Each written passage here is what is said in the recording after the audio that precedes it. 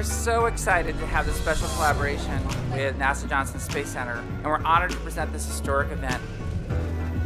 I'm also very excited to introduce the moderator for our program.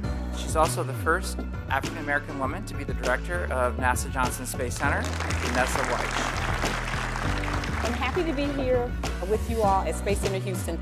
Today, we're going to hear from former and current astronauts who will share with you their own journeys to space.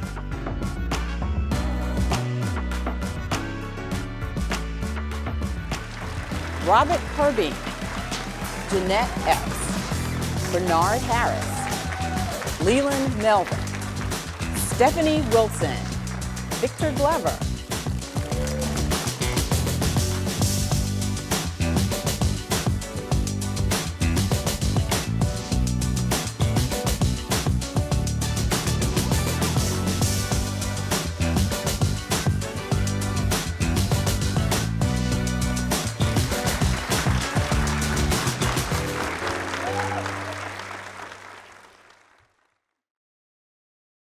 I'm going to start with a question, and I'm going to throw it out and would like for everyone to have an opportunity to give a response.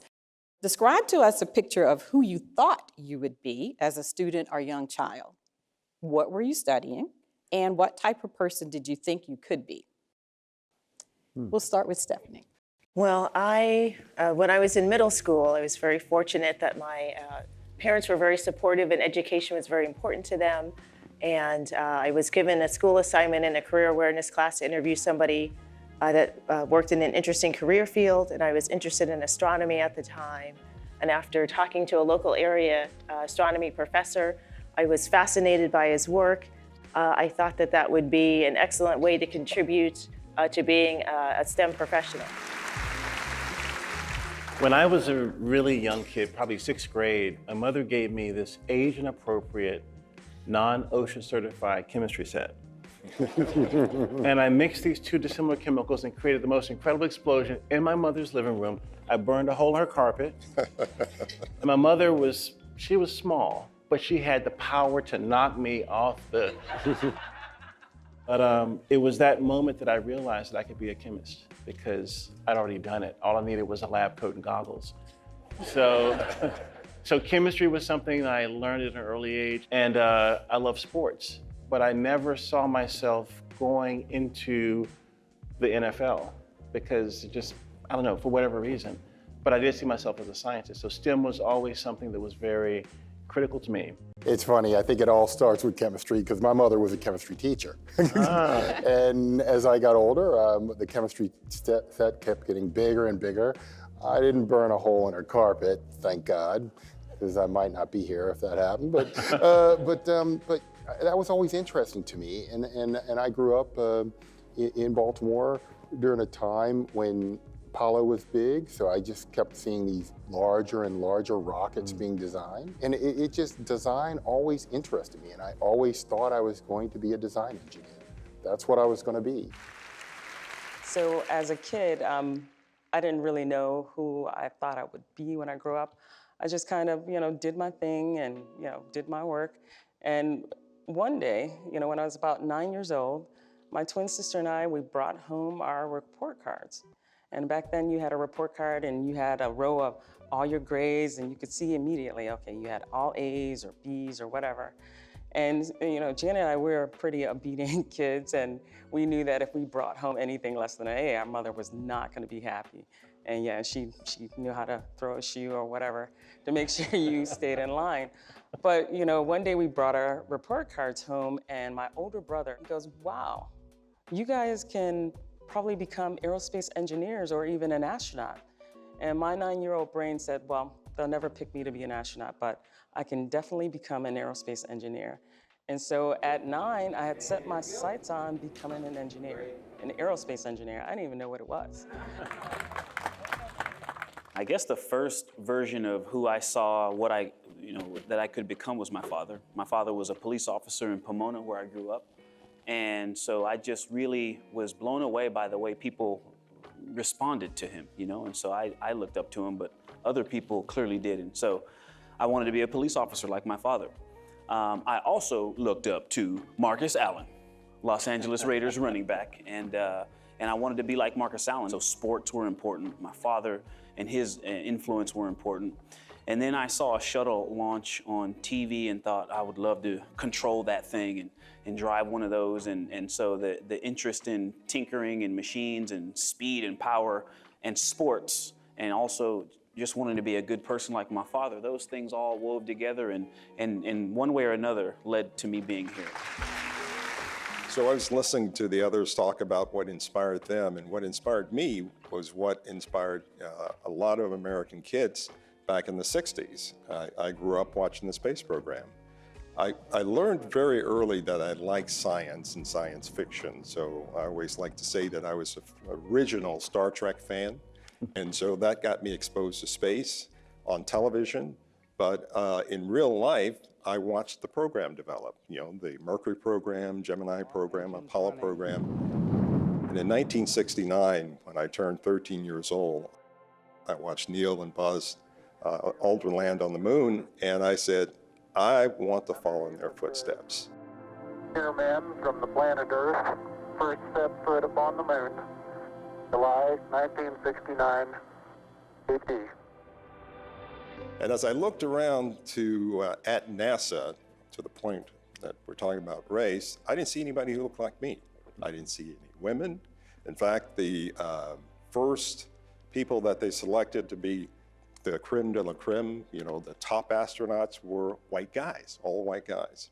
And so I remember saying to myself, even though I don't see anybody who looks like me, I'm still not going to let that deter me from deciding on what I wanted to do. Did race ever play a role in the idea of who you could be? Did race ever play a factor? I would say one major area where race played a factor was in high school. So as I'm kind of starting to develop this plan on how do I become those things, and I knew college was in my path, but I didn't have any, neither of my parents went to college. So, we were having to figure this out together.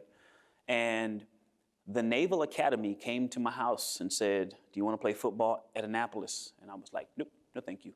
And West Point came, said the same thing. And I said, nope. And Annapolis actually came back and says, would you like to wrestle? And that was really my main sport. I love football. I wanted to be like Marcus Allen, but I was a better wrestler. And you want to come grapple at Annapolis? And I said, no, thank you. And so I don't know if any of you have seen the movie Boys in the Hood, but the father in that movie is Furious Styles. And the conversation that he has with his son is something very similar to how I felt. It was that there wasn't a place for me in the military.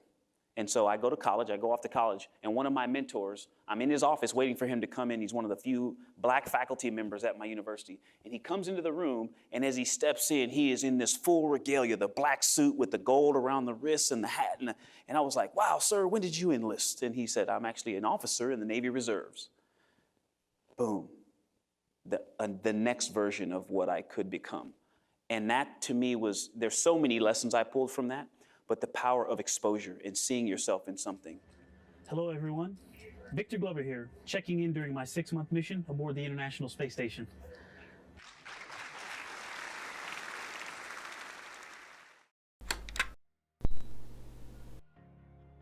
When we were growing up in the 60s, it was interesting to see some of the greatest feats of humankind on the television, little black and white television, but turn the channel and see some of the greatest challenges that we had in the United States at the time. So, watching Martin Luther King at the same time we're going to the moon, it was incredible. Talking to my mom, who was a teacher, who said, would always ask us, what do you want to do when you grow up? What do you want to do when you grow up? And kind of pushing us. And I remember going to her and saying, Mom, I know what I want to be. I want to be an astronaut. And she said, that's nice. And started to turn around, but then again, she turned back, she said, but if that's what you want to do, you can be and do anything that you want. Good time.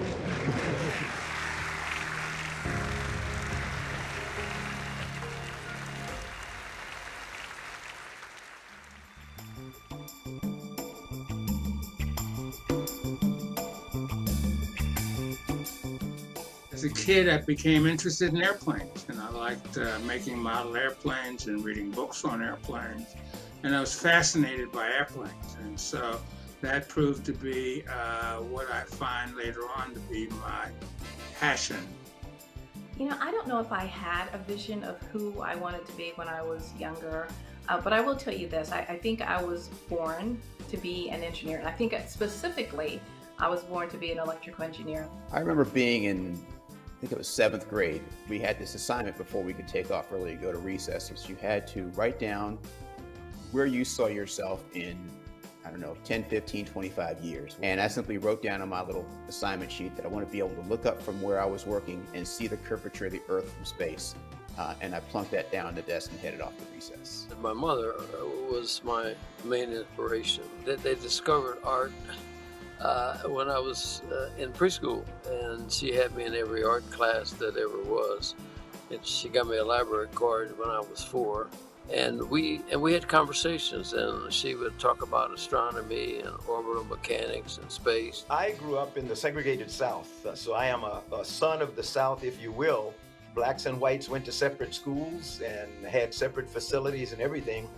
But in the mid-50s or so, there were lots of programs on television that talked about life in the military and actually promoted the military. So that's where I saw the Naval Academy. I fell in love with the uniforms more than anything else, and the beauty of what's called the Yard. It's the campus of the U.S. Naval Academy. And it didn't hurt that all the pretty girls from all over the Northeast came there on the weekends looking for husbands.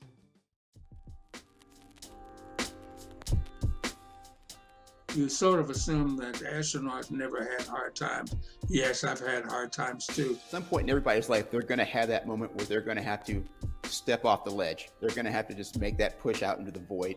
And it's always, always, always going to be a extreme gut check. But I think the important thing is to keep your goal in mind. And my goal was to succeed and eventually become an astronaut, and to be patient enough in order to hang in there. In other words, don't quit. Don't ever let anybody tell you that you can't do something, and always have an alternative plan if things in your life kind of go awry. You never learn a damn thing with your successes. And so the idea of failure is probably the best thing that can happen to people who want lasting success. Because on the next time around, you think your way through a better way, a more creative way to get through to your success. And then it forces you to be creative.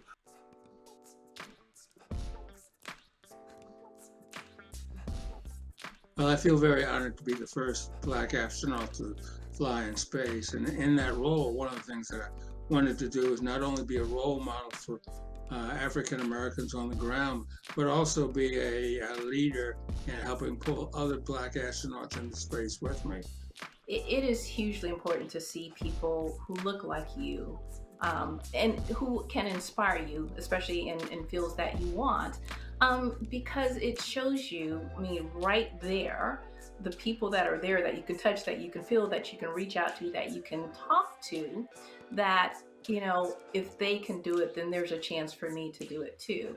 When I was first thinking about becoming an astronaut, I asked my father, can Black people become astronauts? Remember, this is just a few years after the Civil Rights Act of '64 had been passed, and there was still a lot of segregation. It didn't go away overnight. And he looked at me, he says, not only can you be an astronaut, there have been people, Black people. There was at least one Black pilot who was selected to be an astronaut. But the fact that he had gone out there and had blazed that trail meant to me as a 5-year-old boy that there was no limit. Nobody's going to stand in my way. The only way I was not going to become an astronaut is if I decided not to become an astronaut. And I needed that role model out there to inspire me. I have a connection to all the African American astronauts because in some way either we were in the office together and so we share experiences from that, or they came before me and I met them, and it's just a small sorority/fraternity, and we try to support each other, and we get together every once in a while and talk, and so it's a great group to be a part of, and I appreciate each and every one of them.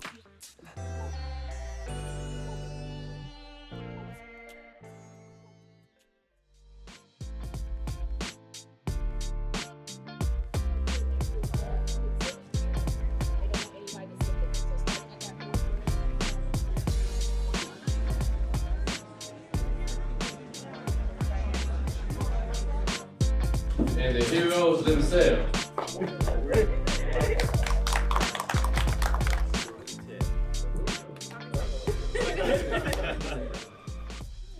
I want to frame this as this is all about you guys because you are our future. And again, he said, ask us anything, but the transparency and the authenticity is so important that you guys go back because you're the leaders. What would the next big culture shift, what would you like to see? What would you want it to be?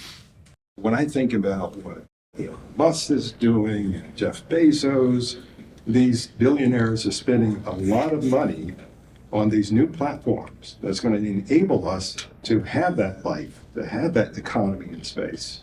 But then when I go to our communities, our Black and brown communities, and see what the kids are doing and seeing whether they're prepared for that future, that's when I'm gonna go, oh, we got a lot of work to do. Because if we're not there, and we're gonna be stuck on Earth, right? So they're gonna leave us behind. So my vision is that we don't get left behind as a people. I gotta tell a quick story. So yesterday, I was in National Car Rental, getting my car, and this little lady was right here. I was like, hey, she saw my NASA shirt on. She said, NASA, oh, is there this thing tomorrow at Space Center Houston? I'm like, yeah, are you coming? Oh, no, I didn't fill out the application. No, I didn't do it. I said, and she was supposed to be off yesterday, right? Mm-hmm. She was there, I was there, and she is here today because she was supposed to be here today to hear this. Chemistry major, gonna rule the world one day, maybe be Elon Musk too. I don't know, right? Right. But this is where it starts. Like, we're talking a lot about what we see for the future and like shaping a lot of the stuff for the future. And there's so many schools, so many elementary schools that don't have a lot of funds and et cetera, but people like you come in and they talk and then my life has changed. Now I'm an astronaut. That's crazy. For me, I've always wanted to be a scientist. I've always wanted to work like in NASA. I've always wanted to do, this has been my entire life. Like when I was 2 years old, I drew a permanent marker on the wall, all of my friends, and they were all astronauts, and et cetera. And I've always known what I wanted to do with myself. So it was beautiful that I felt like the universe came in with the confirmation, like, hey, well, you're a little bit nervous about starting classes back up, but here goes Leland. And he comes in with all this positivity and like, yeah, you should do it. And I did.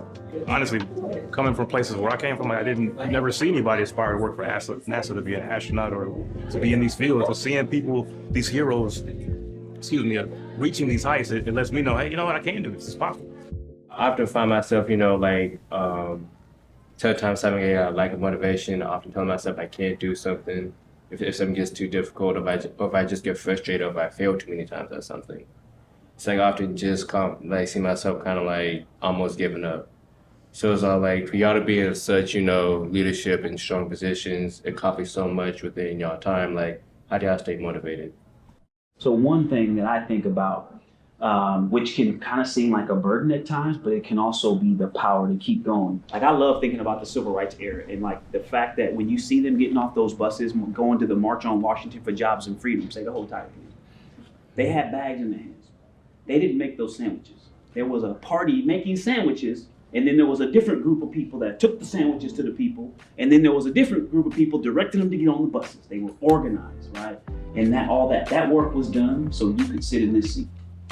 And when you think about that, our legacy runs from the very beginning up to you right now. It's deep, bro. It's your job to keep it on.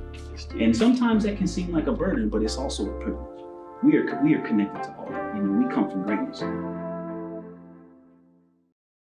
What are the emotions that come to your mind when you think about Juneteenth and the role that you play today? Oh, wow. So Juneteenth is a way that we honor the fact that right here, not far from us, after the Emancipation Proclamation was signed, we had slaves that were still enslaved. And it was 2 years after that process that they were able to actually attain the freedom. And so Juneteenth is now received a lot of attention, but it was something that wasn't widely celebrated. And so one, I'm encouraged to know that it's become something that is gaining national and maybe even global attention. But it also is a reminder that, we have come a long way, but we have a long way to go. The person who started the Journal of Negro History and then started Negro History Week, which is what we now celebrate as Black History Month. When he started it, he wrote in the journal, he said, we need not celebrate Negro history. We celebrate the Negro in history.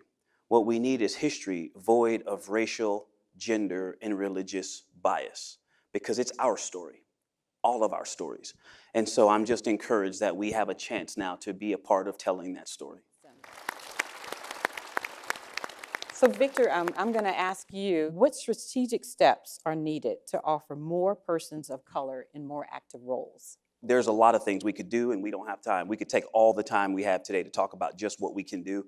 But one thing that we must do is those of us who are already in this enterprise, we have to go and, it's not just like encouraging you.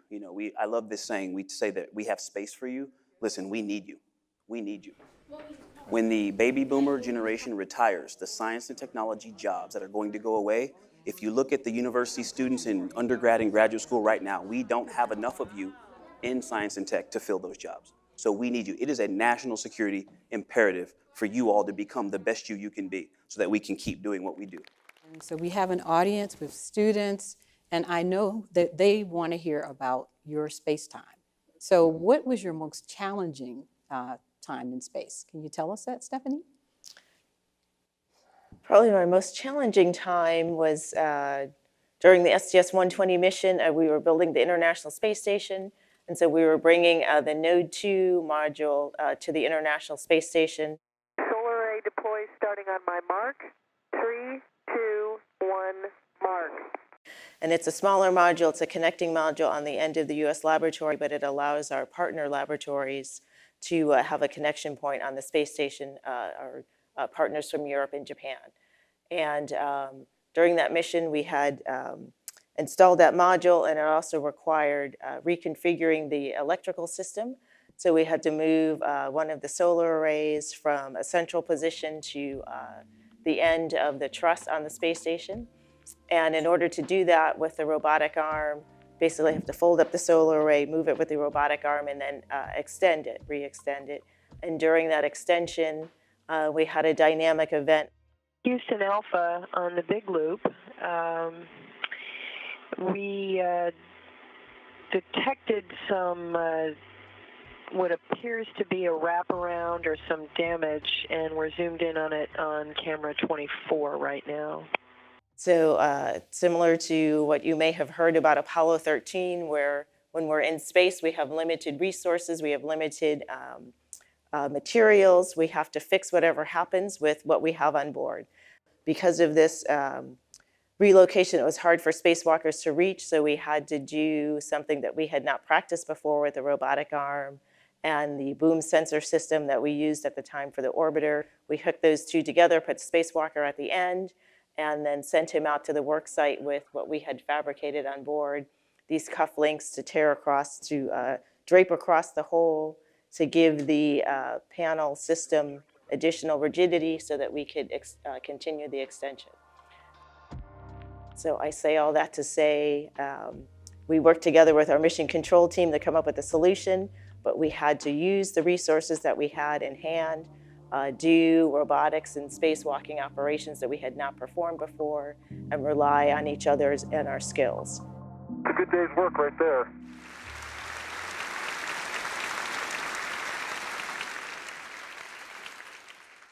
I'm going to go back a little bit because it ties into the story she just told. And so I go into test pilot school, and we, as a class, have to go to a conference. And at this conference, the keynote speaker is Pam Melroy. And Pam Melroy, who is, I believe, the second female shuttle commander, stands up and tells that story. She tells the story about the cufflinks. They use the cufflinks.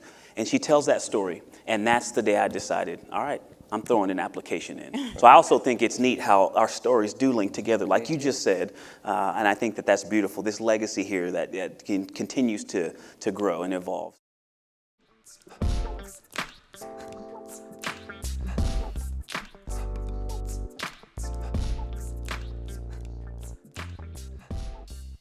I found myself immediately thrown into a leadership situation for which I was unbelievably well prepared, but I didn't know it. because my idea of what I was going to have to do as a leader, as the leader of NASA, the leader of human space flight, the leader of science, the leader of space stuff for the whole world. If you've ever heard of, there is something called the imposter syndrome. It's a feeling that people get, I get all the time, that you don't belong where you are. And it's really important for you to recognize that you're suffering from the imposter syndrome, because it is a syndrome. It's not real. You do belong where you are, but you have had people put doubts in your mind for so long.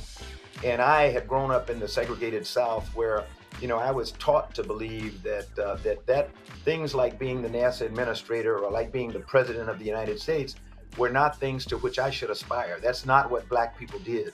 Where I thought I didn't belong, it turned out that not only did I belong, but I tended to, some people will say I excelled.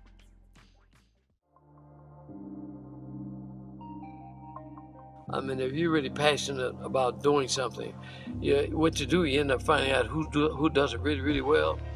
And because I had difficulty, because there were a lot of things I didn't know about art, but I had to think my way through it. A tragic story, the guy called me aside and asked me, don't bring any more of those things here. So now I had to be creative. Oh, really? So I went straight to the bank and I borrowed $60,000 and built a foundry. And I didn't know how to build a foundry. So I went to the people who make foundry equipment. And then when I got to the molds, I didn't know how to make a mold. So I went to the people who sold mold material, because I have to do it myself, because the larger community won't do it for me. So I've done that throughout my entire art career. If they close a door in my face and I go open it.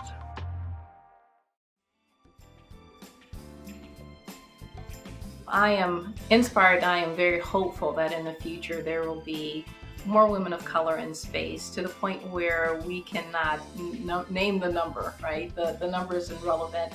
As I said, my mother was a librarian, so I grew up loving books and poetry and stuff like that. And my favorite poet is a woman by the name of Nikki Giovanni. She wrote a poem many years ago, and it's called Quilting the Black-Eyed Pea. We are going to Mars. And this was before we started talking about taking trips to Mars, because in it she tells why Black people, why people like me are ideally suited to lead the path to Mars. Quilting the Black-Eyed Pea, we're going to Mars. We're going to Mars for the same reason Marco Polo rocketed to China, for the same reason Columbus trimmed his sails on the dream of spices, for the very same reason Shackleton was enchanted with penguins, for the reason we fall in love. It's the only adventure. And that's the way the trip to Mars is going to be. We're going to be holed up in our spaceship, and the first few days we're going to be able to look back at our planet Earth and we'll see this little blue dot. And after a couple of weeks, that little blue dot's going to almost disappear. And there'll come a time somewhere in that 8-month journey when it doesn't make any difference which direction you look. You're not going to know where you're going, and you're not going to know where you came from, because it's all going to look just kind of woo. It's going to be black.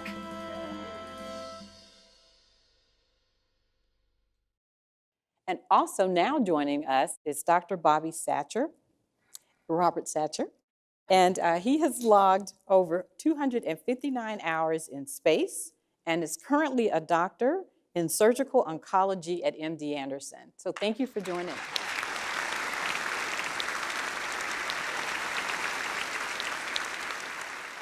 Well, my story is, of course, I grew up in Hampton, Virginia, and there was Langley that was there, and was inspired, to want to try to be an astronaut pretty early on from watching Apollo missions, and of course didn't see anybody that looked like myself during that.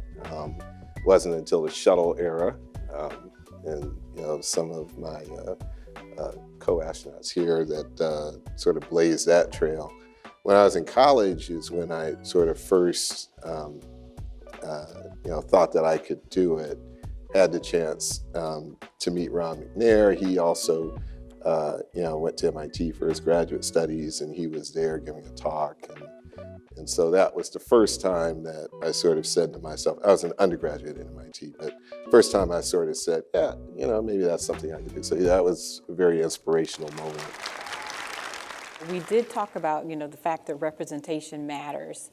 And so two of our space heroes that actually sacrificed on behalf of all of us, their spouses are here today, and I want to recognize them.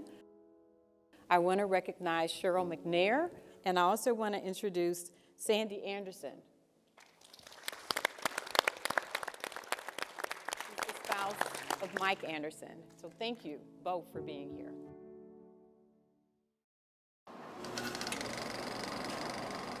And Jeanette, want to bring you into the conversation. All right, well, my journey is very similar to everyone's here, but there's always these different nuances. We were talking earlier about, you're going to have things to get through, and I think all of us had similar experiences. And, you grew up in segregated areas, and things happen, but I always focus on how do you handle those things when they do occur, because they're going to occur. There's a verse in the Bible that always says that, in this world, you're going to have tribulation, but take heart. I've overcome the world. And so that just tells me that troubles are going to come. And so how do you handle those? And, having a sense of self and knowing who you are and what you're capable of and not letting people feed negative energy into your life is hugely important. But also being a proactive person rather than being reactive has been things that I've stood on for my entire career. I'm like a Black female and aerospace engineer. There was no one that looked like me in aerospace engineering, but that never even dawned on me until I left there. These are the kind of things that I always love to tell students, there's gonna be times when you have to figure out who you are, and it's in those tough times that you actually really realize what you're capable of. I really appreciate that, because a lot of times as a person, you get stuck in this place of fear to do something. I don't know if I'm going to fit into this space. I don't know if I should be here. I don't know what I should be doing or how I should be doing it. And you don't do it. you just sit. And it's easy to do that when you don't have people around you. You're not meeting people who are doing things. I think you hit the nail on the head right there. It's all about supporting one another. There's enough threats outside of the tent to fill a whole day. So we have to support each other all the time. If we do that, not a whole lot's going to stop us. Like, I often limit to myself just because, basically, like my surroundings, I just thought like the world, like I thought this was my world. And like one thing I'm learning too is how like, a lot of stuff may come up and you may be in a situation where you may not know where you are or you can't even find yourself, but we can't give up. Like, we just can't. I mean, I always knew I wanted to do more than just be there and watching cars go by and stuff. And I didn't allow that to define my imagination in terms of, I sit there staring up at the sky and imagining what it would be like to go there. So I don't think I've ever said that before, but I actually would do that. Okay, so I told my mom that I was going to do this. I'm going to show her that my notebook, because like that's actually my notebook that I still use for class right now. I'm going to use this as like my motivation to really achieve my goals. Honestly, this really means the world to me. Like, this is like easily one of my most cherished items right now. There's not always going to be somebody there to cheer you on. And as much as I would love to be that person. Break out your cell phone. I'll make a ringtone for you right now. You can play it every day. But that's not reality. And you're going to have to build something that works for you. So that's one of the important parts of learning and getting around groups of people like this that are diverse. You learn and you add another facet. You put another tool in your toolbox.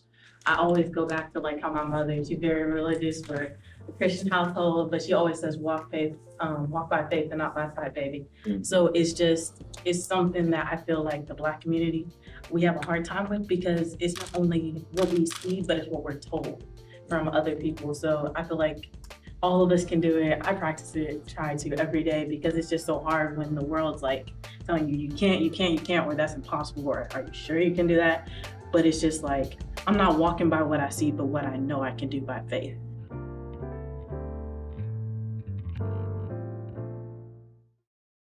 So I want to ask one of our astronauts to talk about his time doing a spacewalk. So the record holder for a single spaceflight mission of spacewalks is Robert Curbeam. Can you tell us about what it's like? Hello, Beamer. Oh my gosh, it's an amazing experience, and Bernard can tell you too.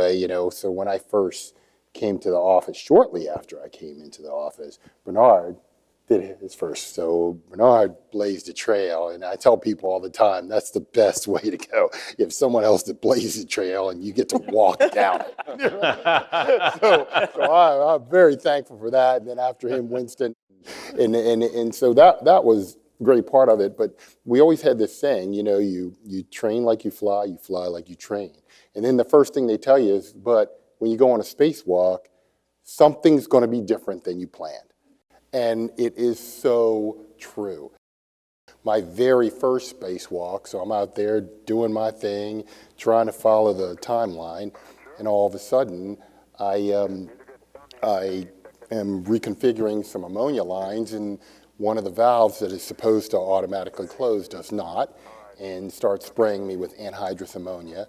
And sure enough, training takes over. And, it's kind of funny because I talked to the flight surgeon later. He goes, during the emergency, actually, your heart rate went down. And it's because, the hard work's really done before you go on the spacewalk, when you're getting ready for it. So when things happen like that and your, front of your suit has an inch or two of ammonia ice on it, and later on, you realize that you cannot go back in the spacecraft with this, so you hope that someone has a plan to get it off. And they did. But the lesson learned there is that, it's not actually the act of the event that is hard. It's getting ready for the event. Yep. And that's something I learned from Bernard and other people who told me, look, you have to work hard now so that the actual space flight and the spacewalk is easy. I mean, physically, it was not a big deal. Mentally, I was exhausted afterwards. Right. But worth it.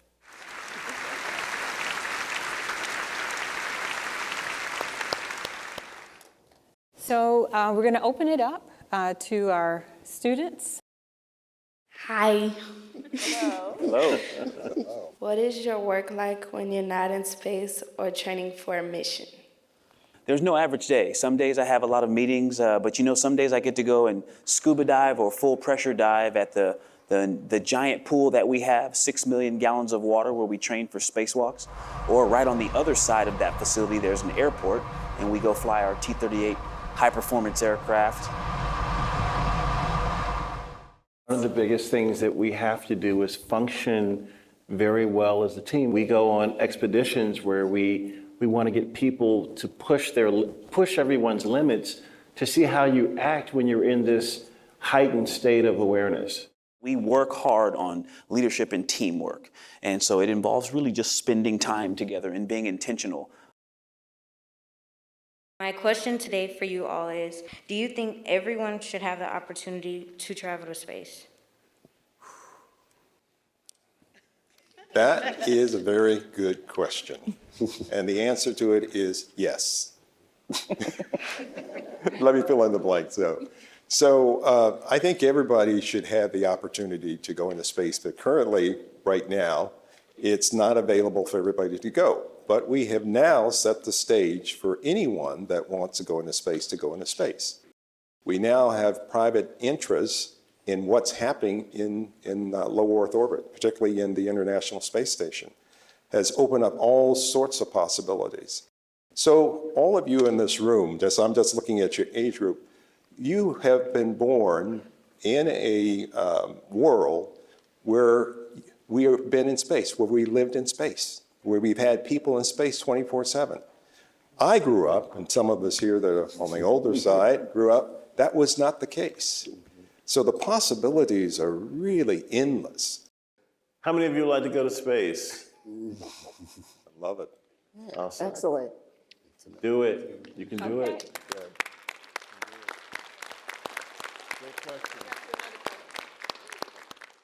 In space, you're away from family and in a new environment. How are you physically and emotionally affected? How do you deal with being homesick? I haven't even been back on Earth for a year yet, and that's just a sentence that starts with, I haven't been back on Earth. Is pretty cool. And the isolation is one piece. I live in this pressurized can, a big can in space, because right on the outside it's really hot or really cold and there's no air, right? So the fact that you're isolated doesn't mean that you have to be disconnected. And so the connection to your family is something NASA takes very seriously. The video just doesn't do it justice. It is pretty amazing though. One of the most amazing things about his mission was that Stephanie organized a Zoom call for us, all of the Black astronauts, to talk to Victor while he gave us the tour through the space station on an iPad. And he was in space at the same time that, we were coming with the deliberations of George Floyd, and we had all these things that we were thinking about down here on the planet with COVID, but having this connection with our brothers and family and people helped us all get through things. What boundaries did you have to overcome becoming an astronaut, and what did you ever struggle in school at any moment in time? I lost my hearing in a training accident. I was completely deaf, and the doctors told me that I would never fly in space. And my hearing started to slowly come back in my right ear, but only in the speaking frequencies. And they said, you're medically disqualified, you won't fly. But I've always believed that if you keep trying, like the little engine that could, I think I can. Your mind has a way, I'm not a neuroscientist, but your mind has a way of fixing your body, if you believe in it enough. You need doctors, you need other people, but you have a great stake in helping prepare yourself by the way that you have your outlook.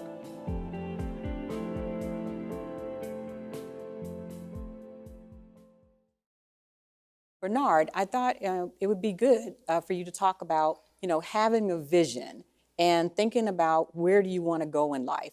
So when I did my spacewalk, I guess it was many years ago, it was the first time that an African-American had done a spacewalk. It had been 30 years since the first time that we had done a spacewalk. Dr. Harris, tomorrow you're to become the first African-American to walk in space. How significant a first for that is for you is that personally? Well, Brian, for me it really is a personal achievement, a great personal achievement, one that I've looked for a long time. And I think it's kind of ironic that during this month, this is Black History Month, that we're celebrating the contributions that African Americans have made to this country. But I have an opportunity to walk outside in space, that is, an EVA. I get emotional when I think about it. And I'd like to dedicate this spacewalk, my first spacewalk as an African American, and as an African American, to all African Americans, to African American achievement. And so, of course, I got the commensurate call from the president, and that was President Clinton, and he said, Dr. Harris, I want to congratulate you on being the first African American to walk in space. And I remember preparing, knowing that he was going to call, and I said, what the hell am I going to say to the president? Because everybody's going to hear, Mission Control and the rest of the world. And so I said these words that you've probably heard many times before. I said, Mr. President, thank you for the honor of your call, but I have to tell you that I may be the first, but I will not be the last. Amen. Yeah. And listening to Bob Kirby now holding the record, that was true.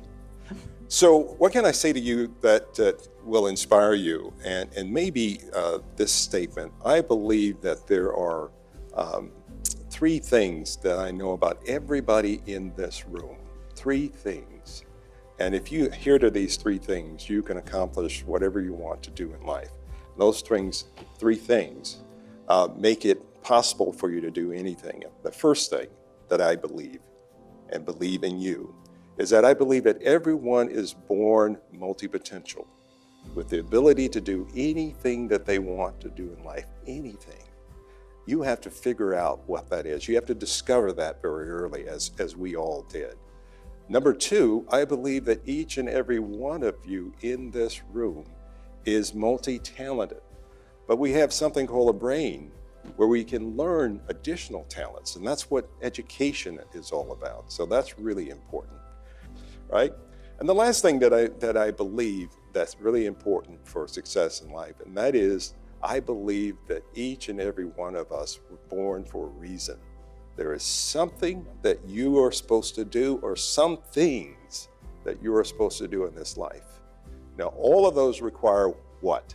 They require an active person, someone thinking, you figuring out who you are, where you are, what position, setting goals, dreaming, finding people to help you along, finding mentors.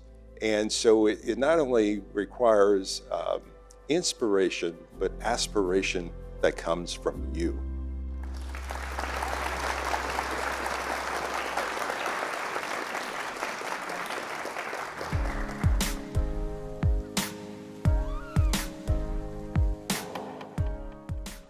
So when I hear the words "the color of space," it brings to mind probably like a box of crayons, in that, you know, it has every color of the rainbow, as they say, and it's very inclusive.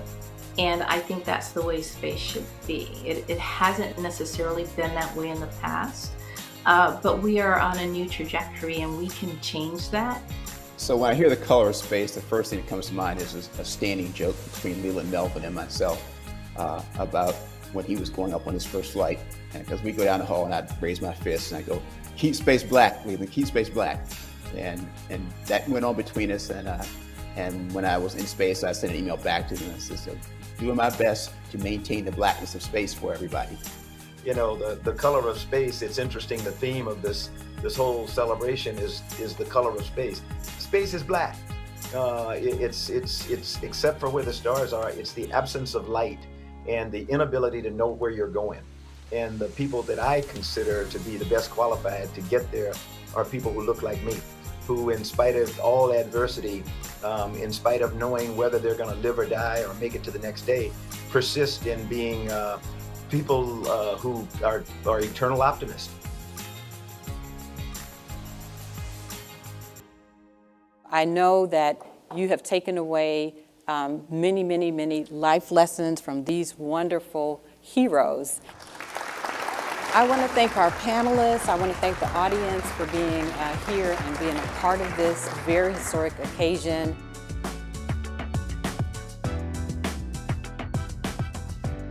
My takeaway from this experience is don't just assume what you can do, but take that step to see that you can do it. Because a lot of times we think, oh, I can't do this, or we take from our experience or what people say or our surroundings, and we're like, well, I can't do this because of what such said or where I'm from. When I was in the gift shop, I was looking at all, the national shirts, and it was this one shirt that said, "Failure is not an option." And I said I need it because I need to believe that for myself right now. And so your friends and family, do they know that you're here today? My parents actually don't know, but they will know when they get back home. To come and meet astronauts, that was like the most exciting thing ever. It was really inspiring. Like, I have so many feelings just because, like, one, you'll meet an astronaut every day. During the conversation, it's kind of crazy because I'm very interested in things like quantum mechanics, theory of relativity. So I know this encourages me to keep going. I'm going to keep watching, keep learning. They're just like us. Like, I was expecting, my nerves was on me when I first walked in the room. I was like, but from their stories, I could tell they went through the same, some trauma, we all went through the same thing. And that just opened up like a level in my mind where I'm like, okay, time to scribe, time to pick up the slack, time to do what I gotta do.